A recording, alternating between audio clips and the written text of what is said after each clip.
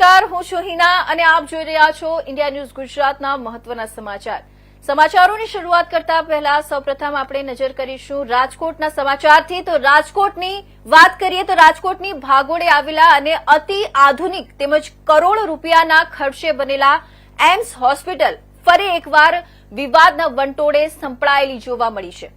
આ તકે વાત કરીએ તો કરોડો રૂપિયાના ખર્ચે બનેલા સમગ્ર સૌરાષ્ટ્રની જીવાદોરી સમાન રાજકોટની એમ્સ હોસ્પિટલ શરૂઆતથી જ ભ્રષ્ટાચારના આરોપો સાથે આગળ વધતી જોવા મળી છે.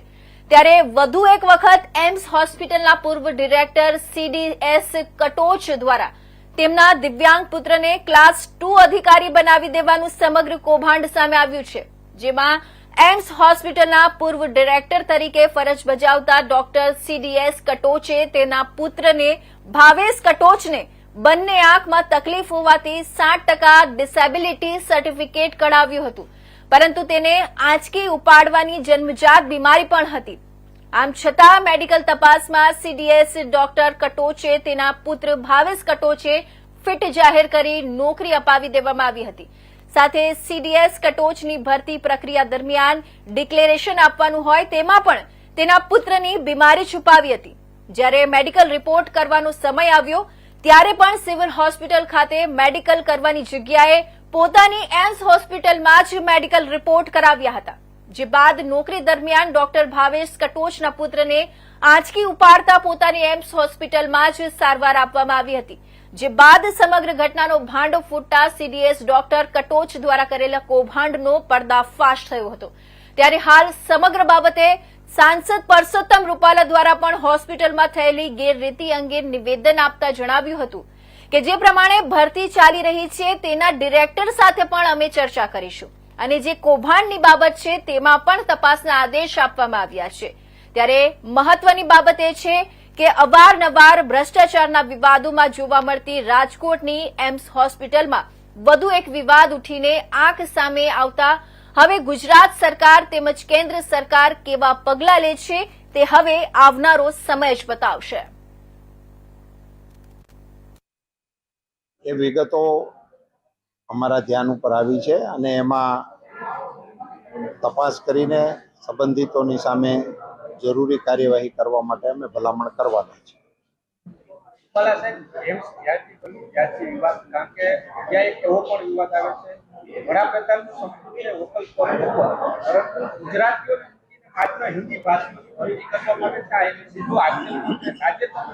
MBBS ઇન્ટરવ્યુમાં લોકલની માટે તમામને બાદ કરી ઇન્ટરવ્યુમાં માત્ર નામ જ પૂછવામાં આવે. હું એનું ખુદ સાક્ષી એવી તો કોઈ રજૂઆત અમારા સમક્ષ આવી નથી. એટલે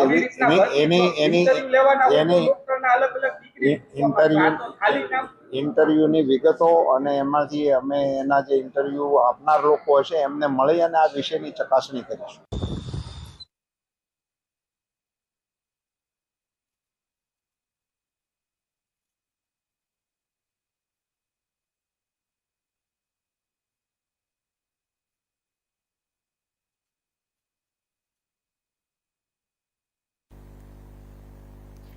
તો રાજકોટની એમ્સ હોસ્પિટલ ફરી એકવાર વિવાદના વંટોળે આવી છે. કરોડો રૂપિયાના ખર્ચે બનેલી આ અતિ આધુનિક હોસ્પિટલમાં હવે ભરતી ગેરરીતિના ગંભીર આરોપ સામે આવ્યા છે.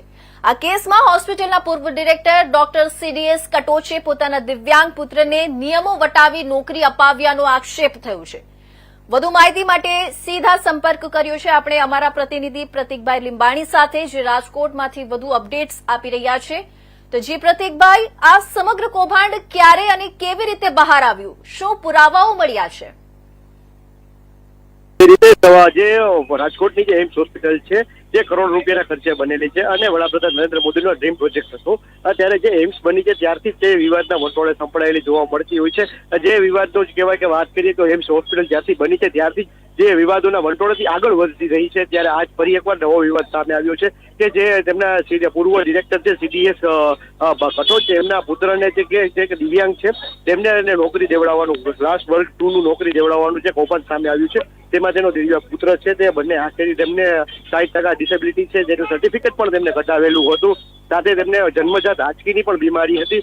છતાં પણ તેમને ક્લાસ 2 વર્ષની નોકરી કેમ મળી તે રીતે મોટો સવાલ છે। ત્યારે હાલ જે નોકરીમાં જે સીડીએસ જે કટોચ છે તેમના પુત્રને તે નોકરી મળતા ક્યાંક ને ક્યાંક તેમની સારવાર પણ તે જ હોસ્પિટલમાં કરવામાં આવી હતી। જે વાત કરીએ કે જે તેમનો પુત્ર છે ભાવેશ કટોચ, તેમને પણ જે નોકરી મળી ત્યારબાદ તે હોસ્પિટલમાં ફરજ બજાવતો હતો, પણ ક્યાંક દિવ્યાંગ હોવાથી તે નોકરી પૂરી ના કરતો હોય ત્યારે જે ઘટના છે તે ઉઠીને આંખે વળગી હતી। ત્યારે હાલ જે સમગ્ર ઘટના સામે આવતા ક્યાંક ને ક્યાંક જે વિવાદના વંટોળેલી સંભળાયેલી જે એમ્સ હોસ્પિટલ છે તેમાં મોટો વિવાદથી ક્યાંક જે કહેવાય કે મોટા અધિકારીઓ અને જે તંત્ર છે તે પણ ક્યાંક ને ક્યાંક જે વાત કરીએ તો ડહોળાયું છે। અને સમગ્ર બાબત અત્યારે સાંસદ રૂપાલા છે તેમના દ્વારા પણ તપાસના આદેશ આપવામાં આવ્યા છે ને કે આ જે ભરતી પ્રક્રિયા છે તેમાં ગ્રે થઈ શકે ને તેનું પણ અત્યારે તપાસ કરવામાં આવી છે। મહત્વની બાબત જો એના વાત કરીએ તો કે બનોદિયા જે દિવ્યાંગ બાળક હોવા છતાં તેમને આ નોકરી મળી કઈ રીતે, કારણ કે તેમના પિતા છે જે કટોચ સીડીએસ કટોચ જે હોસ્પિટલના ડિરેક્ટર હતા ત્યારે જે તેમને નોકરી મળી છે। અને અગાઉ પણ કેટલાક જે ડિરેક્ટરો હતા તેમના દ્વારા પણ આવી રીતે પૈસાના કૌભાંડો કરીને લોકોને નોકરી દેવામાં આવી હતી, જે લાયકાત પ્રમાણે ન હોય તેવાને લોકો નોકરી દેવામાં આવી હતી। ત્યારે હાલ જે વધુ એકવાર જે સીડીએસ કટોચ છે તેના પુત્રને નોકરી મળતા છે અને તેમને જે નોકરી દરમિયાન તેમને આંચકી ઉપડી હતી, તો આ આંચકી છે તે અન્ય હોસ્પિટલમાં સારવાર લેવાની જગ્યાએ એમ્સમાં સારવાર લેવડાવી હતી ત્યારે સમગ્ર ઘટનાનો પર્દાફાશ થયો હતો। અને જો બીજી મહત્વની બાબત કહીએ કે તેમનો જે પુત્ર છે તેને 60% ડિસેબિલિટીનું જે સર્ટિફિકેટ હતું તેમના મેડિકલના કાગળ જે સિવિલ હોસ્પિટલમાં કરવા જોઈએ તે સિવિલ હોસ્પિટલમાં ન કર્યા અને તે એમ્સ હોસ્પિટલમાં કર્યા હતા સીડીએસ કટોચ છે, કારણ કે જો તે કાગળ સિવિલ હોસ્પિટલમાં સાત તો સમગ્ર ઘટના પહેલા જ જેનો પર્દાફાશ થઈ જાત, પણ તેના બાદ આ પર્દાફાશ ન થાય અને જે ભીનું સંકેલવા માટે તેમને પહેલેથી જ જે ઘટનાની જેના બાળકનું છે તે બધું મેડિકલ છે તે એમ્સ હોસ્પિટલમાં કરાવ્યું હતું। ત્યારે ક્યાંક ને ક્યાંક જે મેડિકલનું રિપોર્ટ કરનારા ડોક્ટર પણ છે તે પણ આમાં સામેલ હોઈ શકે છે। ત્યારે હાલ અત્યારે સમગ્ર જે તંત્ર છે તે તપાસ કરી રહ્યું છે અને ઊંડાણપૂર્વક તપાસ કર્યા બાદ આમાં મોટા ખુલાસાઓ થાય તે અત્યારે નક્કી છે। જી પ્રતીકભાઈ, તો હું તમને એક સવાલ પૂછવા માંગીશ કે રાજ્ય સરકાર કે કેન્દ્ર સરકાર તરફથી હાલમાં કયા પ્રકારની કાર્યવાહી શરૂ કરાઈ છે? શું તપાસના કોઈ નિર્ધારિત સમય મર્યાદા છે?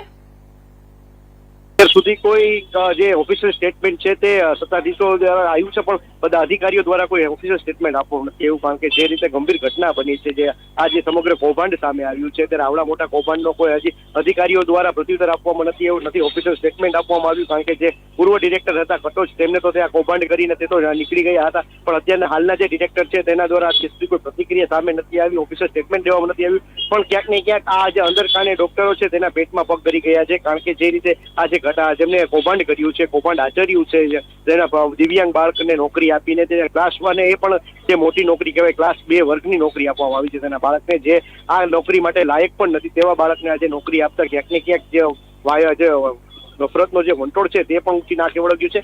ત્યારે હાલ આ બાબતે અત્યારે જો ઉચ્ચ સ્તરીય પગલાં લેવાની પણ તંત્ર દ્વારા બાંહેધરી આપવામાં આવશે અને જે મોટા ખુલાસાઓ તે પણ આવનારા સમયો કરવામાં આવશે। જી પ્રતીકભાઈ, તમારા દ્વારા અપાયેલી માહિતી